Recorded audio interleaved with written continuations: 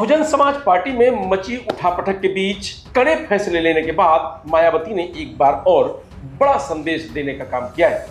बसपा संस्थापक काशीराम जयंती के बहाने मायावती ने जहां विरोधियों पर बड़ा हमला किया है, तो वहीं उनके फैसले पर सवाल खड़ा करने वालों को करारा जवाब देने का काम भी किया है।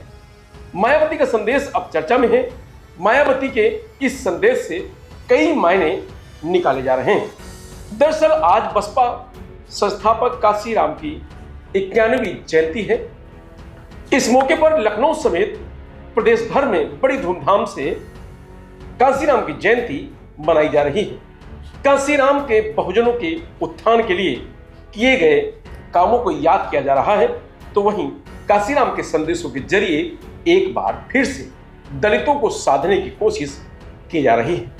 बता दें कि पिछले एक दशक से दलित वोटों में हुए बिखराव को रोकने के लिए मायावती काशीराम के संदेशों की नींव से पार्टी को एक बार फिर खड़ा करने की कोशिश कर रही हैं। मायावती ने एक्स पर लिखा है कि बहुजन समाज पार्टी के जन्मदाता व संस्थापक मान्यवर श्री काशीराम जी को आज उनके जन्मदिन पर बीएसपी द्वारा देश भर में शत नमन, माल्यार्पण, श्रद्धा सुमन अर्पित करने व उनके सामाजिक परिवर्तन व आर्थिक मुक्त मूवमेंट को तन मन धन से मजबूत बनाने के संकल्प हेतु सभी का तहे दिल से आभार।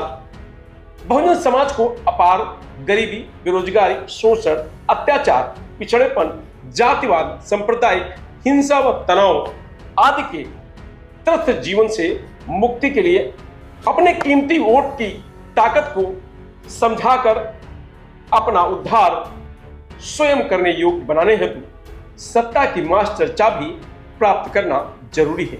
यही आज के दिन का उच्च संदेश।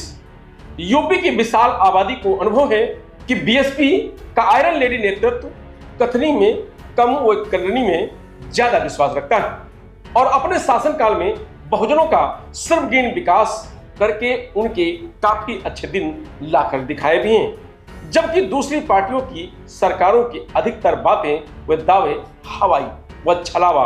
आपको बता दें कि बसपा में पिछले कुछ दिनों से बड़ी उठापटक देखने को मिली। जब मायावती ने अपने समधी को पार्टी से निकाला तो मानो सियासी भूचाल आ गया। सबके मन में एक ही सवाल था कि आकाश आनंद अब उत्तराधिकारी होंगे या कोई और, क्योंकि मायावती ने पहले आकाश आनंद से जो पार्टी की जिम्मेदारी थी उसको छीना।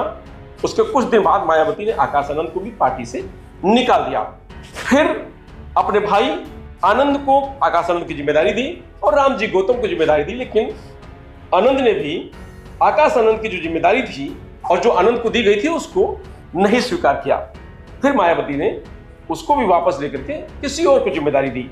तो बसपा में लगातार जो उठापटक रही मायावती के लिए बड़ी चुनौती रही और मायावती ने एक बार फिर एक कड़ा संदेश देने का काम किया है, क्योंकि 27 का चुनाव से पहले मायावती किसी भी तरीके से बसपा को फिर से अपने ही मजबूत पैरों पर खड़ा करने के लिए तमाम तरीके के प्रयोग कर रही हैं और उसमें काशीराम के जो किए गए संघर्ष, जो उनके रास्ते हैं, उन्हीं पर चलकर मायावती एक बार फिर बसपा को मजबूत करने के प्रयास में जुट गई हैं।